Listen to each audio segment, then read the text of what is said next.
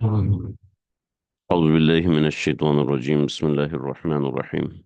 ربنا إنك تعلم ما نخفي وما نعلن وما يخفى على الله من شيء في الأرض ولا في السماء. ہمارے آج کے سبق کا آغاز سورہ ابراہیم آیت نمبر 38 آیت نمبر 38 سے شروع ہو رہا ہے۔ سیدنا ابراہیم علیہ الصلوۃ والسلام کی 3 دعائیں ہم پیچھے پڑھ چکے ہیں۔ اب یہ سیدنا ابراہیم علیہ الصلوۃ والسلام کی چوتھی دعا ہے۔ بعضی حضرات نے لکھا ہے جیسے کہ جواہر میں ہے، اور اسی طریقے سے مفتی اعظم پاکستان مفتی شفیع صاحب نے بھی ایسی کچھ بات لکھی ہے کہ یہ تکملہ دعا ہے۔ یہ تکملہ دعا ہے بحوالہ علم محیط، یعنی دعاؤں کا تکملہ ہے مگر علم محیط کے حوالے سے دیا گیا ہے۔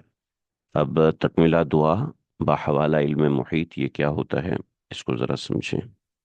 دعا کا ایک حصہ ہے کہ ہم جب دعا کرتے ہیں تو دعا میں ایک حصہ ایڈ ہوتا ہے کہ ہم دعا کے اندر کچھ ایسے کلمات کہتے ہیں کہ جس کے اندر مدح ہوتی ہے، جس کے اندر خوشامد ہوتی ہے۔ ٹھیک ہے، آپ تو بڑے دینے والے ہیں، ٹھیک ہے، آپ تو بڑی کرم نوازی کرنے والے ہیں، تو یہ بحوالہ ہوتا ہے۔ ٹھیک ہے، آپ بڑے عطا کرنے والے ہیں، یعنی دعا بحوالہ سخاوت۔ ٹھیک ہے، جیسا کہ قرآنی آیات کے اواخر میں بہت ساری اہم چیزیں ہوتی ہیں، جیسے آگے آ رہا ہے ان ربی لسمیع الدعاء، بے شک میرا پروردگار ضرور بے ضرور دعاؤں کو سننے والا ہے۔ تو اس کا مطلب ہے یہ بحوالہ ہو رہا ہے، آپ تو بڑی کرم والے ہیں، آپ تو بڑی مہربانی والے ہیں، آپ تو بڑے عطا کرنے والے ہیں، تو یہ حوالہ دیا جاتا ہے کسی چیز کا۔ اور تکملہ دعا یعنی دیگر دعاؤں کی تکمیل ان کلمات سے ہوتی ہے۔ چنانچہ وہ بھی یہ تکملہ بخود بذات خود ایک دعا ہوتا ہے۔ چنانچہ ربنا لیقیموا الصلاۃ ربنا انک تعلم ما نخفی وما نعلن، یہ بذات خود دعا نہیں ہے مگر یہ تکملہ دعا ہے۔ بعض حضرات نے اس کو دعا نمبر 4 کا نمبر دیا ہے۔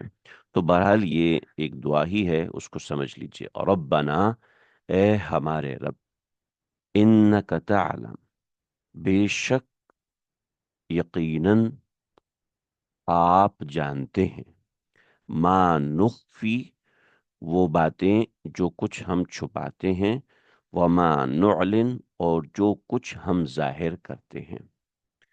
ربنا انک تعلم ما نخفی وما نعلن، بلا شبہ آپ جانتے ہیں جو کچھ ہم چھپاتے ہیں اور جو کچھ ہم ظاہر کرتے ہیں۔ اب یہ دعا ہے، یعنی ہمارے چھپانے کو چھپائے رکھیے اور ہمارے ظاہر کرنے کو ظاہر رکھیے۔ یہ سیدنا ابراہیم علیہ الصلوۃ والسلام کی دعا ہے۔ کیا مطلب ہوا؟ مطلب یہ ہوا کہ ہم لوگ فرشتے نہیں ہیں، ہم سے بھی کمی کوتاہی ہو سکتی ہے، ہم سے بھی اعمال میں قصور ہو سکتے ہیں، ہم سے بھی معمولات کے اندر کمیاں ہو سکتی ہیں، ہم فرشتے نہیں ہیں اور نہ ہم فرشتے بننے کا دعویٰ رکھتے ہیں۔ ٹھیک ہے، لہٰذا اگر کبھی کسی انسان کی کوئی غلطی سامنے آتی ہے تو اس کا یہ مطلب نہیں کہ وہ گھٹیا انسان ہے۔ کبھی کسی انسان کے اندر سے کوئی کمی آ جاتی ہے تو اس کا یہ مطلب نہیں ہے کہ وہ کم تر انسان ہے۔ ہم لوگ بعض مرتبہ یہی سوچنا شروع کر دیتے ہیں شیخ کے بارے میں، یہ سوچنا شروع کر دیتے ہیں کسی بزرگ کے بارے میں، اللہ والا کے بارے میں۔ تو سیدنا ابراہیم علیہ الصلوۃ والسلام کتنی بڑی بات فرما رہے ہیں، ربنا انک تعلم ما نخفی وما نعلن، جو ہم چھپاتے ہیں اور جو ہم اعلان، نخفی چھپانے کو کہتے ہیں، نعلن اعلان کرنے کو کہتے ہیں۔ ٹھیک ہے، تو ربنا انک تعلم ما نخفی وما نعلن، آپ جانتے ہیں، آپ کا علم محیط ان سب چیزوں کو گھیرا ہوا ہے، گھیرے ہوئے ہیں۔ وما يخفى على الله من شيء في الارض ولا في السماء، وما یخفا، اور نہیں چھپی ہوئی کوئی بھی چیز، اور نہیں ہے چھپی ہوئی کوئی بھی چیز اللہ، اللہ پر، من شیئن، کوئی بھی چیز، من شیئن، کوئی بھی چیز، فی الارض، زمین کے اندر، ولا فی السماء، اور آسمان میں، آسمان زمین میں اللہ سے کوئی بھی چیز چھپی ہوئی نہیں ہے۔ ٹھیک ہے جی، اس کا دعا ہونا سمجھ میں آ گیا۔ ایک چھوٹی سی بات جواہر القرآن میں ہے، وما یخفى علی اللہ من شیء فی الارض ولا فی السماء، یا تو ادخال الہی ہے، یا حضرت ابراہیم کے کلام سے متصل ہے۔ ادخال الہی کیا ہے؟ کہ اللہ رب العزت سیدنا ابراہیم علیہ السلام کی دعا کو ذکر فرماتے فرماتے اپنی ایک صفت کو بیان کر رہے ہیں کہ وما یخفى علی اللہ من شیء فی الارض ولا فی السماء، کہ اللہ ان کی دعا میں اپنی ایک بات کو شامل کر رہے ہیں کہ وما یخفا، کہ کوئی بھی چیز چھپ نہیں سکتی اللہ پر، زمین میں اور نہ ہی آسمان میں۔ ٹھیک ہے جی، بات سمجھ میں آ گئی۔ اور دوسرا یہ یا حضرت ابراہیم علیہ السلام کی دعا کا حصہ ہے، تو ادخال الہی یہ آپ کے ذہن میں بیٹھ جائے کہ بعض دعاؤں میں ادخال الہی ہوتا ہے، یعنی اللہ رب العزت خود خود کسی چیز کو شامل فرماتے ہیں۔ تو دعا کا تذکرہ کرتے ہوئے اس بات کو سمجھانے کے لیے یہ اہم نقطہ ہے، اور اس اہم نقطے کو آپ لوگ سمجھ لیجئے کہ یہ اس آیت مبارکہ کے اندر ہے۔ دیکھیے بڑی اہم چیز ہے،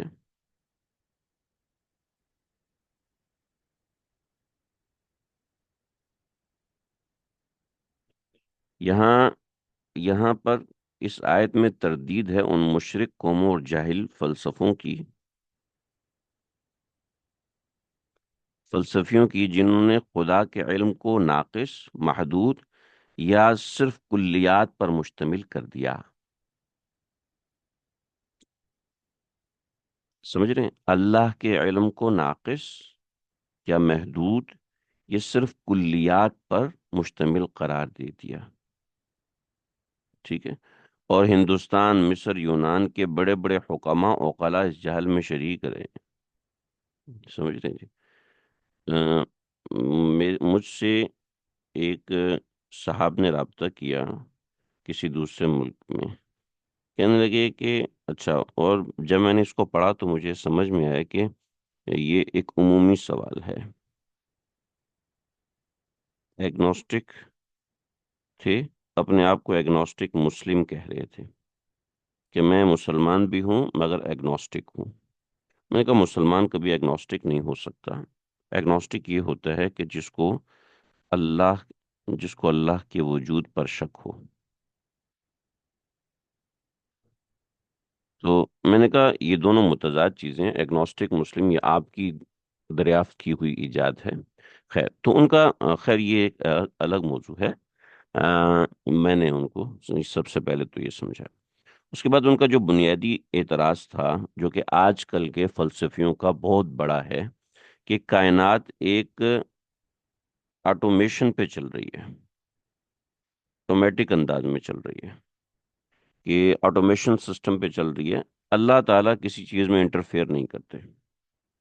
ٹھیک ہے، اس لیے کہ اس کا علم محدود ہے، اس کو پتہ نہیں ہے، اس کا علم ناقص ہے، اس کو کلیات کا علم ہے، زمین آسمان کا نظام وہ چلاتا ہے، مگر لوگوں سے کیا ہے، لوگوں کے کیا معاملات ہیں اس کو نہیں پتا۔ ٹھیک ہے، جو میں نے کرنا ہے وہ مجھے بھی نہیں پتا، تو اللہ کو کیسے پتا، خالق کو کیسے پتا؟ تو اس نوعیت کے اعتراضات اسلام کے اوپر ہوتے ہیں۔ حضرت ابراہیم علیہ السلام کی اس دعا نے اس اعتراض کو رد کر دیا کہ اللہ، وما یخفى علی اللہ من شیء فی الارض ولا فی السماء، اللہ سے کوئی بھی چیز مخفی نہیں ہے، کوئی بھی چیز مخفی نہیں۔ ٹھیک ہے جی، اس کا ثبوت کیا ہے؟ ہمارے سبق کے اندر کچھ ڈاکٹر حضرات ہیں، اور وہ سبق میں باقاعدہ شریک ہوتے ہیں، ماشاءاللہ سے وقت نکال کے پڑھتے ہیں، ورکنگ ڈاکٹرز ہیں۔ رات بھی میری بات ہوئی، ایک دو ڈاکٹر سے بات ہوئی، اس لیے خاص طور پہ ان کا تذکرہ کر رہا ہوں۔ یعنی مستقل کلینک کرنے والے، کام کرنے والے، ان ڈاکٹر حضرات سے پوچھئے کہ ہمارا دل کس طرح کام کر رہا ہے، ٹھیک ہے، اور مجھے تو پتہ ہی نہیں۔ اس ڈاکٹر سے پوچھئے کہ میرے گردے کس طرح کام کر رہے ہیں، مجھے پتہ ہی نہیں۔ اب مجھے نہیں پتا تو گردے کام ہی نہیں کر رہے۔ یہ ایک نظام ہے جو گردوں کو کام میں لگائے ہوئے ہے، ایک نظام ہے جو دل کو کام پر لگائے ہوئے ہے، ایک نظام ہے جو دماغ کو کام پر لگائے ہوئے ہے۔ ہمیں آج ایک بیماری پتہ چلتی ہے، اس بیماری کی تحقیق میں جاتے ہیں تو پتہ چلتا ہے وہ اتنی بڑی، اتنی اتنی ایسی ایسی بیماری ہے، اور وہ ہمیں حیران کر دیتی ہے، ہمیں پتہ ہی نہیں ہماری باڈی میں کیا نظام چل رہا ہے، ٹھیک ہے، ہمیں پتہ ہی نہیں تو پھر چل کیسے رہا ہے؟ ارے بھائی کوئی اس کو چلا رہا ہے، ایسی جو میں کر رہا ہوں مجھے تو نہیں پتا، لیکن جس نے اس کام کو چلایا اس کو پتا ہے۔ تو یہ کوئی اعتراض بنتا ہی نہیں ہے۔ کروڑوں چیزیں آپ کے علم میں نہیں ہیں، تو جب کروڑوں چیزیں آپ کے علم میں نہیں ہیں تو اس کا یہ مطلب نہیں کہ وہ ہو نہیں رہی۔ اس کو کہتے ہیں آرگومنٹ آف اگنورینس، کہ مجھے پتا نہیں ہے تو اس کا مطلب ہے وہ ہے بھی نہیں۔ یہ بات غلط ہے، اور یہ بات مسلم ہے کہ یہ بات غلط ہے، تو پھر وما يخفى على الله من شيء في الارض ولا في السماء، یہ بات ثابت ہوتی ہے۔ اگر مجھے نہیں پتا تو اس کا یہ مطلب نہیں ہے کہ وہ ہو ہی نہیں رہی۔ تھوڑی سی دقیق بات ہے، لیکن میں نے سمجھانا ضروری سمجھا۔ تو یہ چیز ہے۔ پھر آگے کچھ اور باتیں ہیں، میں نے جو موٹا پوائنٹ ہے وہ میں نے آپ کی خدمت میں ذکر کر دیا ہے، اس کو آپ لوگ دیکھ لیجئے گا۔ آگے ہے انشاءاللہ پی ڈی ایف میں اس کی شیئر کر دوں گا۔ الحمد للہ الذی وہب لی علی الکبر اسماعیل و اسحاق۔ اب دعا کا ایک اور ایٹریبیوٹ ہمیں بتایا گیا ہے کہ یہ دعا کا انتہائی اہم ایٹریبیوٹ ہے، دعا کا انتہائی اہم ایٹریبیوٹ ہے، اور وہ ایٹریبیوٹ یہ ہے کہ دعا کے اندر موقع بہ موقع اللہ کی حمد بیان کی جائے، اللہ کی تعریف بیان کی جائے۔ یہاں مجھے ایک سوال یاد آتا ہے، کسی نے سوال کیا تھا ہمارے اس گروپ میں کہ اللہ تعالیٰ کو اپنی تعریف کروانے کا شوق کیوں ہے؟ یہ سوال ہوا تھا۔ تو بات یہ ہے کہ ایک سیدھی سی بات ہے کہ ایک چبھتا ہوا سوال کیا جاتا ہے بہت سے لوگوں کی طرف سے، اور میں چاہتا ہوں کہ آپ لوگوں کی طرف سے بھی چبھتے ہوئے سوال آئیں کہ قرآن کو ہم ناقدانہ نظر سے دیکھیں تاکہ ہماری تحقیق میں اضافہ ہو، کیونکہ ہم طالب علم ہیں، ٹھیک ہے۔ پڑھنے، مسلمان ہونے کے اعتبار سے ہم قرآن کو انتہائی عقیدت، احترام، بصیرت کی نظر سے دیکھتے ہیں، مگر جب سمجھنے کی بات آتی ہے تو سمجھنے میں ہم ناقدانہ نظر سے دیکھیں گے تو پھر ہمیں سمجھ میں آئے گا کہ اس کے اندر حکمت بالغہ کیا ہے۔ تو جی اللہ کو تعریف کی کیا ضرورت ہے؟ ایک سیدھی سی بات ہے، باپ کو کبھی بھی اپنے بیٹے سے تعریف سننے کی ضرورت نہیں ہوتی، مگر وہ اپنے بیٹے پر یہ ثابت کرنا چاہ رہا ہوتا ہے کہ بیٹا تم ان معاملات کی قدر کرو جو تمہیں مل رہے ہیں، ورنہ باپ کو کوئی ضرورت نہیں ہوتی بیٹا اس کی تعریف کرے۔ ایسے بڑے کو چھوٹوں کی تعریف کی کوئی ضرورت نہیں ہوتی، لیکن وہ تعریف چونکہ چھوٹے کو ایک حد میں رکھتی ہے، ایک چھوٹے کو ایک فائدہ دیتی ہے، اس وجہ سے اس وجہ سے اس کے ساتھ معاملات ہوتے ہیں، ورنہ ورنہ انسان جو ہے وہ اپنی معیار اور قدر کو پہچان نہیں سکتا۔ تو یہ تعریف کرنا، اللہ کی حمد و ثنا بیان کرنا خالصتاً انسان کے نفع کی چیز ہے۔ چنانچہ دعا کا ایٹریبیوٹ یہ ہے، دعا کا ایک سیکشن ہے کہ ہم دعا کے اندر اللہ تعالیٰ کی تعریف کریں، اس کی نعمتوں کا شکر ادا کریں، اور اس بات کا اظہار کریں کہ مجھے آپ کی ذات سے نفع ہوا ہے، میں آگے بھی وہ نفع چاہتا ہوں، مجھے آپ کی ذات سے یہ امیدیں پوری ہوئی ہیں، آگے بھی میں یہ امید کو پورا کرنا چاہتا ہوں۔ تو الحمدللہ ہی تمام تعریفیں اللہ کے لیے ہیں، الذی، اس ذات کے لیے، وہ ذات، وہب لی، جس نے مجھے عطا کیا، علل کبری، میرے بڑھاپے میں۔ علل کبری ایک روایت ہے 64 سال، ایک روایت ہے 99 سال، سیدنا اسماعیل علیہ الصلوۃ والسلام کی پیدائش، اور ایک روایت میں 112 سال، اور ایک روایت میں 119 سال حضرت اسحاق علیہ الصلوۃ والسلام کی پیدائش ہے۔ حاشیے میں نے دیا ہوا ہے، گروپ میں بھیج دوں گا انشاءاللہ۔ وَهَبَ لِي عَلَى الْكِبَرِ اسماعیل و اسحاق، 64 سال، 99 سال، 112 سال، 119 سال، مختلف روایات موجود ہیں۔ علل کبری اسماعیل و اسحاق، کہ مجھے عطا کیا بڑھاپے کی حالت میں اسماعیل کو اور اسحاق کو۔ جی، آیت کا ترجمہ دوبارہ کر دیتا ہوں۔ ان ربی، بے شک ربی میرا پروردگار، لسمیع الدعا، بڑا سننے والا ہے دعاؤں کو، بڑا سننے والا ہے دعا کو۔ ان ربی، بے شک میرا پروردگار بڑا سننے والا ہے دعا کو، یعنی دعا کو بہت سننے والا ہے۔ اوپر کی آیت کا ترجمہ دوبارہ کرنے کا کیا؟ ربنا، اے ہمارے پروردگار، انکا، بے شک آپ، تعلم، جانتے ہیں، ما نخفی، جو ہم چھپاتے ہیں، وما نعلن، اور جو ہم ظاہر کرتے ہیں، وما یخفا، اور نہیں چھپی ہوئی، علی اللہ، اللہ پر، من شیئن، کوئی بھی چیز، فی الارض، زمین کے اندر، ولا فی السما، اور نہ ہی آسمان کے اندر۔ آسمان و زمین میں کوئی بھی چیز اللہ سے چھپی ہوئی نہیں ہے، مخفی نہیں ہے۔ تو یہ دعا نمبر 4 ہو گئی، یا تکملہ دعا ہو گئی۔ اس کے بعد پھر آگے کی بات ہے، رب جعلنی، دعا نمبر 5۔ ربی، اے میرے پروردگار، اجعلنی، اصل میں ہے ربی، اصل میں کیا چیز ہے، کیا لفظ ہے؟ ربی، ٹھیک ہے۔ حمزہ وصل آیا تو اس نے یا کو گرایا تو ربج بن گیا۔ تو ربی، میرے رب، یا ربی یعنی اے میرے رب، تو ترجمہ کریں گے، اے میرے رب، اجعلنی، بنا دیجئے مجھے، بنا دیجئے مجھے، کیا ایک ایسا شخص، کون سا شخص جی؟ مقیم الصلاح، جو کہ نماز کو قائم کرنے والا ہو، ٹھیک ہے۔ مجھے بنا دیجئے نماز کو قائم کرنے والا۔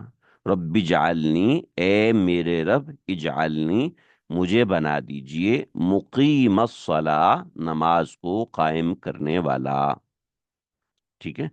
ومن ذریتی، اور میری ذریت کو بھی، یا میری اولاد میں سے بھی، ٹھیک ہے، میری اولاد میں سے بھی ایسے لوگ بنا دیجئے جو نماز کو قائم کرنے والے ہوں۔ اللہ، بہت اہم چیز ہے، بہت اہم اور بڑی ضروری چیز ہے، مقیم الصلاح، نماز کو قائم کرنے والا۔ ایک تو وہ بحث ہے جو آپ حضرات سنتے رہتے ہیں، لیکن یہاں میں تھوڑی سی اور مختلف بات کرنے لگا ہوں۔ مقیم الصلاح، نماز کو قائم کرنا، ٹھیک ہے۔ ایک ہے نماز کو ادا کرنا، اور دوسرا ہے نماز کو قائم کرنا۔ نماز کو ادا کرنے کا مطلب یہ ہے کہ اذان ہوئی، نماز کو ادا کرنے کا مطلب ہے کہ اللہ اکبر کیا اور سلام پھیرا، یہ مکمل نماز ادا کرنا ہے۔ نماز کو قائم کرنے کا مطلب ہے کہ نماز کے اسباب تیار کرنا سے لے کر نماز کی ادائیگی تک،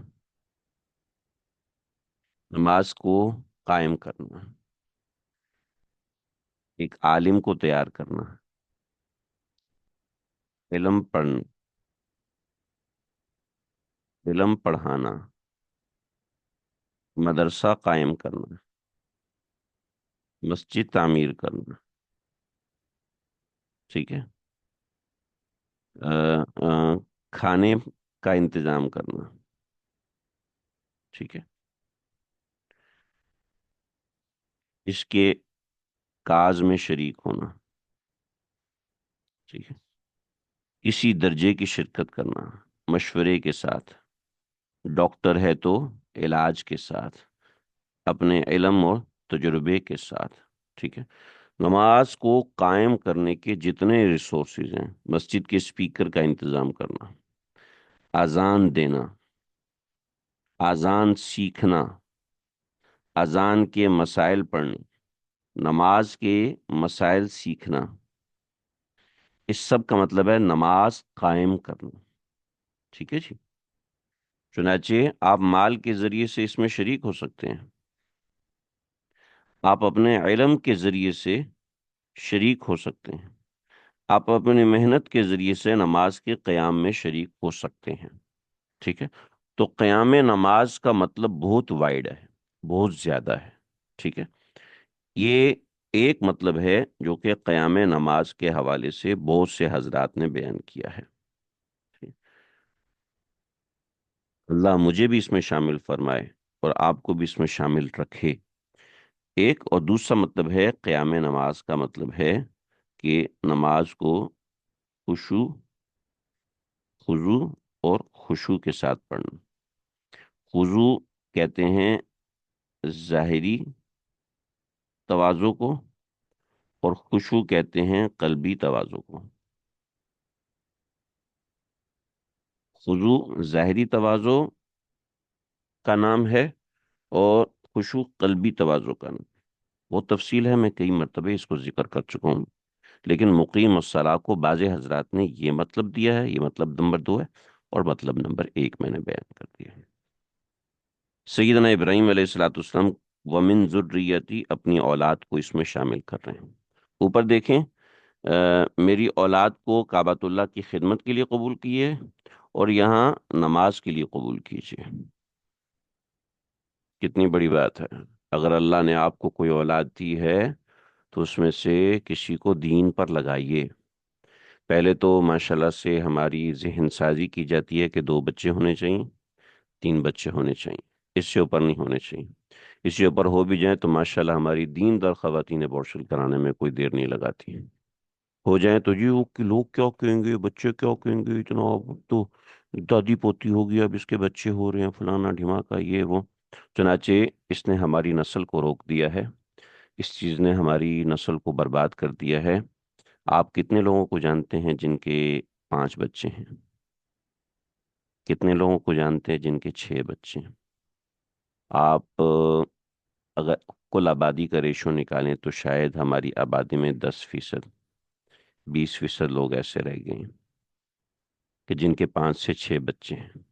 اور اگر تھوڑا سا پچھلے ڈیکیٹ میں جائیں، آج سے 40 سال پہلے جائیں، تو اوسط تھی 10 کی، 9 کی، یہ اوسط تھی۔ اب یہ اوسط آ گئی 4 کی اور 5 کی۔ 5 سے اوپر نہیں ہوتے، ٹھیک ہے جی، 5 سے اوپر عام طور پر نہیں ہوتے، ٹھیک ہے جی۔ اور بہت ساری باتیں ہیں۔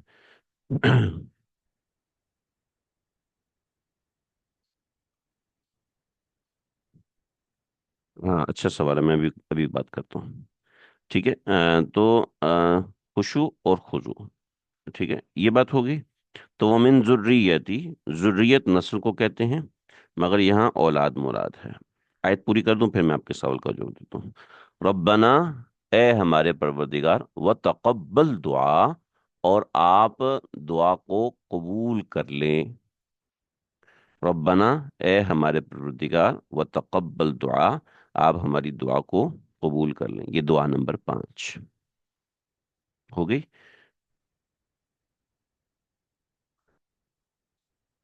ربنا وتقبل دعا، ہماری دعا کو قبول کر لیں، یہ دعا نمبر 5 ہو گئی۔ ان دعا کے اندر یہ مزاج ہونا چاہیے کہ آپ دعا کی قبولیت دعا کے اندر ہی مانگا کریں۔ اس کے بعد دعا نمبر 6، ربنا اغفر لی، اے ہمارے پروردگار، اغفر لی، معاف کر دیجئے مجھے، ولی والدیہ، اور میرے والدین کو، وللمؤمنین، اور تمام مؤمنین کو، یوم یقوم الحساب، قیامت کے دن۔ تو اے ہمارے پروردگار، مجھے، میری اولاد، میرے والدین کو، تمام مومنین کو، یوم، اس دن، یقوم الحساب، جس دن حساب قائم ہوگا، اس دن آپ مجھے معاف فرما دیجئے گا۔ تو یہ سیدنا ابراہیم علیہ السلام کی 6 دعائیں ہو گئی۔ لا الہ الا اللہ، نستغفر اللہ ونتوب الیہ۔ یہ بڑا اچھا سوال کیا، اور ایسا سوال ہونا چاہیے، اور ماشاءاللہ ایسے سوال ہوں گے تو انشاءاللہ مجھے سمجھ میں آتا رہے گا کہ آپ لوگ دماغی طور پر، دلی طور پر ماشاءاللہ ساتھ پڑھ رہے ہیں۔ یہ دیکھیے، یہ دعا ہو رہی ہے، یہ دعا ہو رہی ہے حضرت ابراہیم علیہ الصلوۃ والسلام کی، کا جب حضرت ابراہیم علیہ الصلوۃ والسلام حضرت حاجرہ کو چھوڑا، اور حضرت حاجرہ کو کعبہ کے مقام پر چھوڑا، اور کعبہ کے مقام پر چھوڑ کر آپ نے یہ دعا فرمائی۔ تو میں تھوڑا سا اس کا بیک گراؤنڈ بھی آپ کی خدمت میں رکھ دوں، میں بالکل پہلے رکھ نہیں سکا تھا، تو اب میں چاہوں گا کہ آپ لوگ اس کو دیکھ لیجیے۔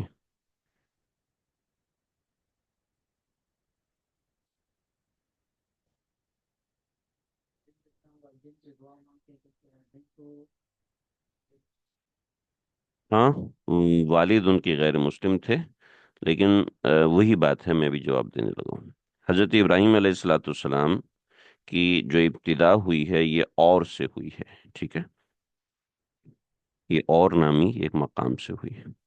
پھر یہاں جب حضرت ابراہیم علیہ الصلوۃ والسلام تھے تو یہاں نمرود کا راج تھا، اور نمرود کا تقریباً آدھی دنیا پہ راج تھا، اور غار میں رہے، اور غار میں رہ کے حضرت ابراہیم علیہ الصلوۃ والسلام بابل آئے، جو کہ عراق میں ہے، اور اس سے حضرت ابراہیم علیہ الصلوۃ والسلام یہاں سے حران آئے، حران سے حلب آئے، اور حلب سے بیت المقدس، ٹھیک ہے۔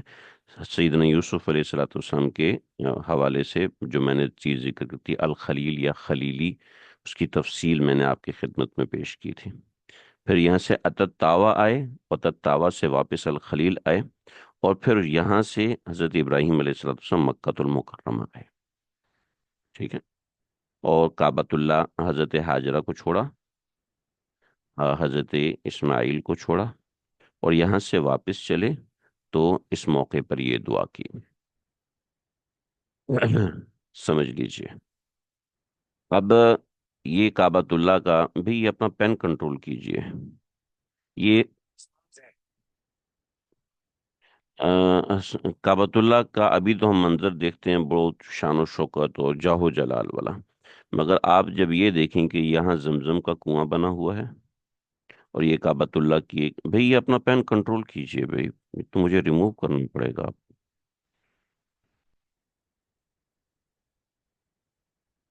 یا تو آپ نے موبائل کسی بچے کے ہاتھ میں دے دیا ہے۔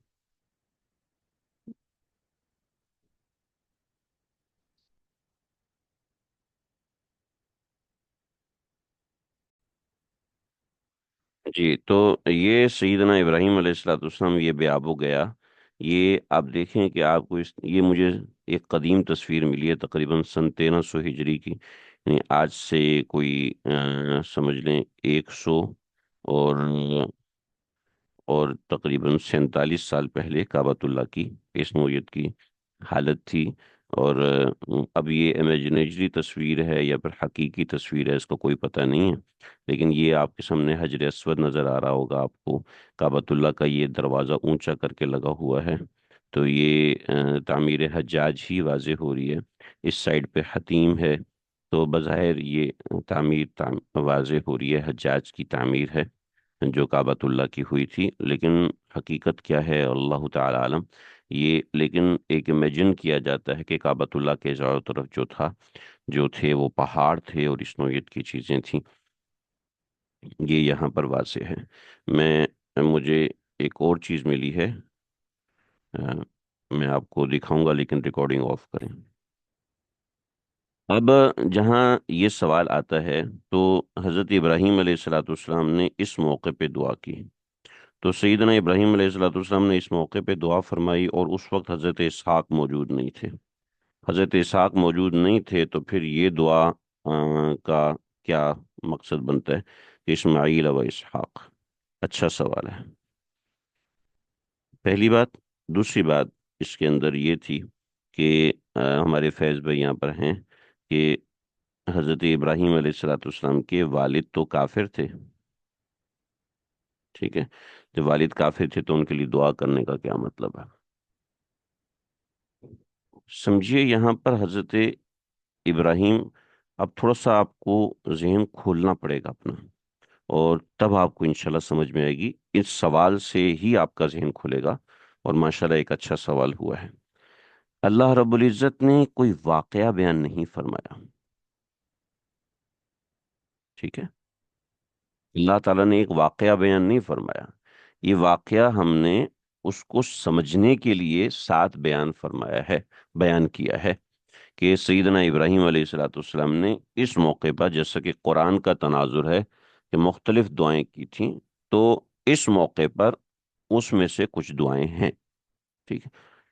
اللہ رب العزت نے حضرت ابراہیم کی زبان سے کچھ دعائیں بیان فرمائی ہیں، مگر اس کا یہ مطلب نہیں ہے کہ بعینی ہی وہی دعائیں حضرت ابراہیم نے مانگی تھی۔ جیسا کہ میں نے واقعہ بیان کیا، اور ہمارے ایک دوست نے اس کے اوپر سوال کیا، واقعہ میں نے بیان کیا کہ جب میں نے نہیں بیان کیا، یہ البدایہ والنہایہ میں حافظ ابن کثیر نے لکھا ہے، واقدی نے لکھا ہے، اسی طریقے ابن اسحاق نے لکھا، واقدی نے نہیں، ابن اسحاق نے لکھا ہے، اور وہ یہ کہ حضرت ابراہیم علیہ الصلوۃ والسلام نے حضرت ہاجرہ کو بے آب و گیا پہ چھوڑا، تو حضرت ہاجرہ نے حضرت ابراہیم سے سوال کیا کہ آپ ہمیں یہاں کیوں چھوڑ کے جا رہے ہیں، کوئی ناراضگی؟ حضرت ابراہیم نے کوئی جواب نہیں دیا۔ تو پھر حضرت حاجرہ نے بالآخر تنگ آ کر جو معلّہ ہے، اس معلّہ پر میرے سیرت کے دروس میں یہ واقعہ موجود ہے، آ کے پوچھا کہ کیا آپ پیچھے چلتی جا رہی ہیں؟ حضرت ابراہیم آگے چلتے جا رہے ہیں۔ تو معلّہ پہ جا کے کہا کہ کیا اللہ نے آپ کو یہ حکم دیا ہے؟ تو حضرت ابراہیم علیہ السلام نے فرمایا کہ ہاں۔ تو حضرت حاجرہ نے کہا اذ اللہ یضیعون، اگر ایسا ہے تو اللہ ہمیں ضائع نہیں کرے گا، اور پیچھے مڑ کے کہا حسبی اللہ ہوا نعم الوکیل، یہ جملہ کہا۔ تو میرے درس میں تھے میرے بڑے اچھے دوست ہیں نعمان بھائی، انہوں نے کہا کہ حضرت ابراہیم کون سی زبان بولتے تھے؟ تو میں نے کہا روایت میں مختلف آتا ہے، یا تو وہ سریانی زبان بولتے تھے یا عبرانی زبان بولتے تھے۔ کہنے لگے جب وہ سریانی زبان یا عبرانی زبان بولتے تھے تو حسبی اللہ کیوں کہا؟ کیسے کہہ دیا؟ عربی تو ایجاد ہی نہیں ہوئی تھی، ہیں جی؟ عربی ایجاد نہیں ہوئی تھی۔ بہت اچھا سوال تھا۔ تو ایسے ہی آپ کا یہ سوال بہت اچھا ہے۔ بات یہ ہے کہ ان کلمات جو قرآن مجید ہے، یہ قرآن مجید خود ترجمہ ہے ان واقعات کا جو کائنات میں پیش آئے ہیں، ان حالات کا جو کائنات میں پیش آئے ہیں۔ جیسے قال نوح رب انہم عصونی واتبعوا من لم یزدہ مالہ وولدہ الا خسارا، حضرت نوح کی زبان تو عربی تھی نہیں، کیونکہ عربی تو حضرت نوح کے زمانے میں ہوئی نہیں۔ عرب کے جو پہلے پیغمبر تھے وہ عاد تھے، عاد اور سمود تھے، عاد اور سمود عرب تھے، یہ تو دوسرے لوگ تو تھے نہیں۔ تو اللہ رب العزت نے ان واقعات کو اپنی زبان میں بیان فرمایا اور اس مفہوم کو سمجھایا۔ ضروری نہیں ہے کہ بعینی ہی وہی الفاظ ہوں۔ جب آپ کسی چیز کا ترجمہ کرتے ہیں تو بعینی ان الفاظ میں ترجمہ نہیں ہوتا، کسی دوسری زبان میں ترجمہ کیا جاتا ہے۔ تو سیدنا ابراہیم علیہ الصلوۃ والسلام نے جو دعائیں مانگی ہیں، تو وہ کروڑوں دعائیں ہوں گی، ان کروڑوں دعاؤں میں سے چند دعائیں اللہ رب العزت نے بیان کی ہیں، مگر وہ کسی موقع کے ساتھ جڑی ہوئی نہیں ہیں، ٹھیک ہے جی؟ کسی موقع کے ساتھ جڑی ہوئی نہیں ہیں، بلکہ وہ ایک عمومی دعائیں ہیں، کیونکہ دعا سمجھانے کا مقصد تعلیم ہوتا ہے کہ ہم بھی یہ دعائیں مانگا کریں۔ چنانچہ میں یہ کہتا ہوں کہ مناجات مقبول کو اپنے اعمال میں شامل رکھیں، کہ اللہ نے ہمیں یہ دعائیں سکھائی ہیں کہ مجھ سے اس طرح دعائیں مانگو۔ مناجات مقبول میں حضرت تھانوی رحمۃ اللہ علیہ نے وہ ساری دعائیں جمع کی ہیں، چنانچہ وہ 7 حصوں میں ہے، روزانہ ایک حصہ اس کا پڑھ لیا جائے، تو ہر دعا جو اللہ ہم سے چاہتے ہیں ہماری زبان پہ جاری ہو جائے گی۔ تو یہ اس کو کر لیا جائے، تو اس کا مقصد یہ ہے۔ سمجھ رہے میری بات؟ دوسری بات، حضرت ابراہیم علیہ الصلوۃ والسلام کے والد کافر تھے، تو وہی مقصد ہے کہ ہمیں دعا تعلیم کے لیے بتائی گئی ہے، کوئی تاریخی واقعہ نہیں ہے، ٹھیک ہے؟ جب تاریخی واقعہ نہیں ہے تو والدین کے اندر اور آبا و اجداد شامل ہو سکتے ہیں اور دوسرے بہت سے لوگ شامل ہو سکتے ہیں۔ حضرت ابراہیم کے تناظر میں دیکھا جائے تو والد کے لیے دعا کرنا ایسا وہ تھا۔ دوسری بات یہ ہے کہ حضرت کافر کے لیے دعا کرنا، کافر مر جائے اس کے لیے دعا کرنا، یہ ہماری شریعت میں نہیں ہے، لیکن حضرت ابراہیم علیہ السلام کی شریعت میں تھا۔ حضرت نوح نے بھی اپنے بیٹے کے لیے دعا کی تھی، تو اس میں کوئی ایسی بات نہیں ہے۔ اللہ اکبر کبیرہ۔ تو یہ حضرت ابراہیم علیہ السلام کی طرف منسوب 6 دعائیں، ہمارا یہ سبق جو ہے وہ اس کا مکمل ہوا ہے۔ آج کے سبق کو بس اتنا ہی ہے، تھوڑا سا مختصر رکھیں گے، اور پھر انشاءاللہ سورہ ابراہیم کا آخری حصہ انشاءاللہ ہم کل پڑھیں گے۔ تو یہ ہمارا آج کا سبق یہاں پر مکمل ہوا۔ آپ کے ذہن میں کوئی سوال ہو، کوئی بات سمجھ میں نہ آئی ہو، تو آپ لوگ ابھی پوچھنا چاہیں تو پوچھ سکتے ہیں۔ وصلی اللہ تعالی علی خیر خلقہ محمد وآلہ وصحبہ اجمعین برحمتک یا ارحم الراحمین۔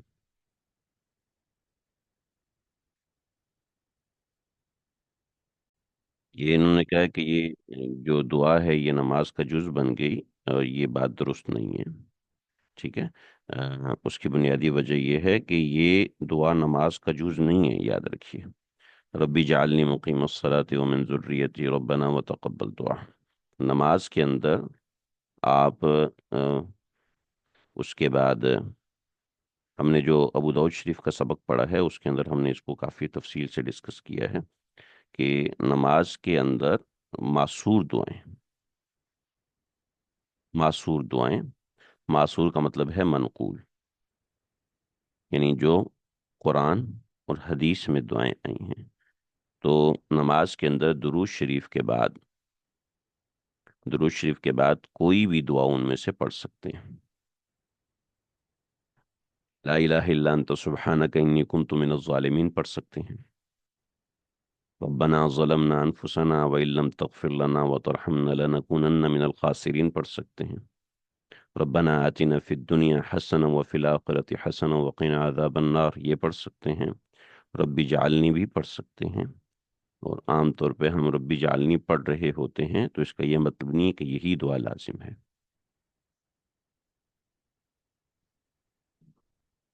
اللہ پاک نے کافروں کو اتنی وضاحت کا موقع کیوں دیا، ان کو فوری سزا کیوں نہیں دی گئی، ان کو موقع دے دیا پہلے؟ اچھا سوال ہے۔ مجھے یہ بتائیے کہ اگر کافروں کو فوری سزا مل جائے تو پھر امتحان کہاں رہے گا؟ اگر کافروں کو فوری طور پر سزا دی جائے گی تو امتحان تو نہیں رہے گا نا۔ ایک بندے نے نماز نہیں پڑھی، اس کو اللہ کی طرف سے تھپڑ پڑ گیا، تو اس کو فری ول کہاں سے رہی، اس کو اختیار کہاں سے رہا؟ دنیا تو یہاں اختیار کو استعمال کرنے کا نام ہے نا، ٹھیک ہے؟ ٹھیک ہے جی۔ تو کیا یہ انسان کے لیے سبق ہے وہ پہلے موقع دے، وضاحت کرے؟ بھئی یہ کوئی انسان کے لیے سبق نہیں ہے، ٹھیک ہے؟ یہ تو اللہ کا معاملہ ہے، اور اللہ کا معاملے میں معاملات واضح ہیں۔ جہاں ضرورت ہو انسان کو وضاحت کا موقع دینا چاہیے، جہاں موقع نہ ہو وہاں وضاحت کے موقع کی ضرورت نہیں ہے، شریعت ظاہر پہ جاتی ہے۔ ٹھیک ہے جی، امید ہے سمجھ میں آ گیا ہوگا۔ آج کا سبق یہیں تک ہے۔ وصلی اللہ تعالی علی خیر خلقہ محمد وآلہ وصحبہ اجمعین۔ السلام علیکم ورحمۃ اللہ۔